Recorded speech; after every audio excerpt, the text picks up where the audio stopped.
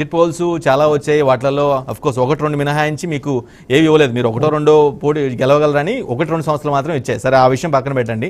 మీకేమనిపిస్తుంది? ఎలా రేపు ఫలితం ఎలా ఉండబోతుంది అనుకుంటున్నారు? మీ అంచనా ఏంటి? వెంకటేష్ గారికి, ప్యానెల్లో ఉన్న సభ్యులందరికీ కూడా నమస్కారం. యాక్చువల్ గా తినబోతూ రుచి ఎందుకని కొద్ది గంటల్లోనే మనకి రిజల్ట్స్ తేటతలం అవుతాయి. ఇప్పటి వరకు ఏంటంటే మేం గెలుస్తామని బీరా పలికిన వాళ్ళు కూడా కొద్దిగా ఆ తీవ్రత తగ్గుతూ వస్తా ఉంది మాటల్లో, మన అర్థమవుతా ఉంది. కాకపోతే ఈ ఎగ్జిట్ పోల్స్ అంశానికి వస్తే గనక సాధారణంగా ఈ ఎగ్జిట్ పోల్స్ అనేవి ఏ సంస్థ కూడా అంత ఎగ్జాక్ట్ గా ఎగ్జిట్ పోల్స్ ని మరి కరెక్ట్ గా ఇవ్వడం అనేది ఎప్పుడు జరగలేదు. అది అసంభవం కూడా. కారణం ఏంటంటే ఏ సంస్థ అయినా కానీ ఒక నియోజకవర్గాల వారీగా శాంపిల్స్ తీసుకొని అభిప్రాయాల్ని, ఓటర్ల యొక్క మనోగతాన్ని, అభిప్రాయాలను తీసుకుంటున్న నేపథ్యంలో ఏం జరుగుతుందంటే ఎవరు కూడా ఇవాళ రేపు అందులో ఈసారి జరిగిన ఎన్నికలు చాలా తీవ్రంగా, చాలా వాడి వేడిగా యుద్ధ వాతావరణాన్ని తలపించే విధంగా జరిగినాయి. ఈ నేపథ్యంలో ఏ ఓటరు కూడా తను ఏ పార్టీకి ఓటేశాడనేది బహిరంగంగా చెప్పడం అనేది జరగదు, సాధ్యం కాదు, అది అసంభవం. కాకపోతే ఏంటంటే ఒక పార్టీకి సానుభూతిగా ఉన్న వ్యక్తులు మేము ఆ పార్టీకి ఫేవర్ గా చెప్తారు. ఇంకొక పార్టీకి సానుభూతిగా ఉన్న ఓటరు ఇంకో వచ్చిన సర్వేలు మొత్తం కూడా అలానే అనుకుంటున్నారా? వచ్చిన సర్వేలు అన్ని కూడా అలానే అనుకుంటున్నారా? ఇప్పుడు న్యూట్రల్ గా ఉన్న ఓటర్ యొక్క మనోగతాన్ని అంచనా వేయటం, పసిగట్టడం అనేది ఎట్టి పరిస్థితుల్లో కూడా సాధ్యం కాదు. కాబట్టి ఈ ఎగ్జిట్ పోల్స్ అనేది చాలా ఎర్రర్తో కూడుకుని ఉంటుంది. ఒక అంచనా మాత్రం వేయగలుగుతారు.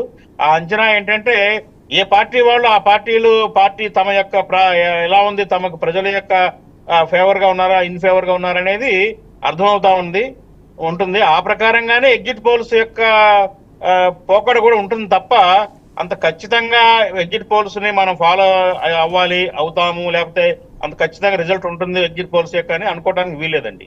కాకపోతే ఏంటంటే జనరల్ గా ఆంధ్రప్రదేశ్ లో మరి అధికారంలో ఉన్న పార్టీ, ఆ పార్టీ యొక్క పరిపాలన, ఆ ప్రభుత్వం పరిపాలన తీరు, ప్రజల్లో వచ్చిన భావన, వీటిని అంచనా చేసుకుంటే కనుక ఖచ్చితంగా ఏంటంటే వైసీపీ ప్రభుత్వం ప్రజా వ్యతిరేకతని కూడగొట్టుకుందని అనటంలో ఇటు సందేహం లేదు.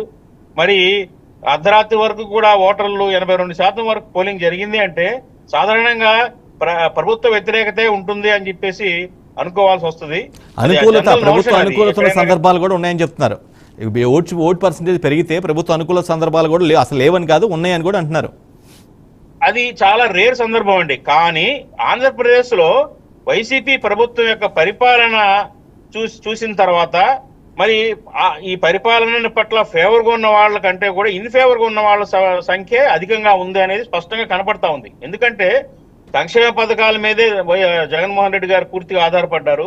కానీ అభివృద్ధి వైపు కానివ్వండి, అసంతృప్తితో ఉన్న మిగతా ఓటర్ల గురించి పట్టించుకోలేదనేది ప్రధానంగా ప్రభుత్వం మీద వస్తున్న ఆరోపణ. కాబట్టి ఏంటంటే ఆ ఓటర్ల యొక్క పర్సంటేజ్ కనుక చూస్తే ఈ సంక్షేమ పథకాల ద్వారా బెనిఫిట్ అయిన ఓటర్ల కంటే బెనిఫిట్ కాని మామూలు ఓటర్ల సంఖ్య అధికంగా ఉన్నది. కాబట్టి ప్రభుత్వ వ్యతిరేకత ఓటే అధికంగా ఉంటుంది. అందుకనే ఇప్పుడు ఇందాక వైసీపీ మిత్రుడు చెప్తున్నారు, వై నాట్ Y75 అన్న దగ్గర నుంచి 110కి సర్దుకునే పరిస్థితికి వచ్చారు అంటే వాళ్ళకి తెలుసు ప్రజా వ్యతిరేకత అనేది ఒప్పుకున్నారు. బాజీ గారు ఆయన ఒప్పుకున్నారు, కూటమి బలంగానే ఉందని ఒప్పుకున్నారు. కానీ మమ్మల్ని బీట్ చేసి అధికారం దక్కించుకున్నంత కాదని కూడా స్పష్టత ఇచ్చారు ఆయన. చిన్న కరెక్షన్ వెంకటేష్ గారు, కూటమి బలంగా ఉండటం కాదు. వైఎస్ జగన్మోహన్ రెడ్డి గారి యొక్క పరిపాలనలో ఉన్న లోపాలు ప్రభుత్వ వ్యతిరేకత. అంతేగాని కూటమి బలపడలా. కూటమి గెలవచ్చు, రేపొద్దున కూటమికి ఎడ్జ్ ఉండొచ్చు కాక, కానీ అదేదో చంద్రబాబు నాయుడు గారు గొప్పగా చేస్తారన్న నమ్మకంతో అయితే కాదు, అది జరగదండి.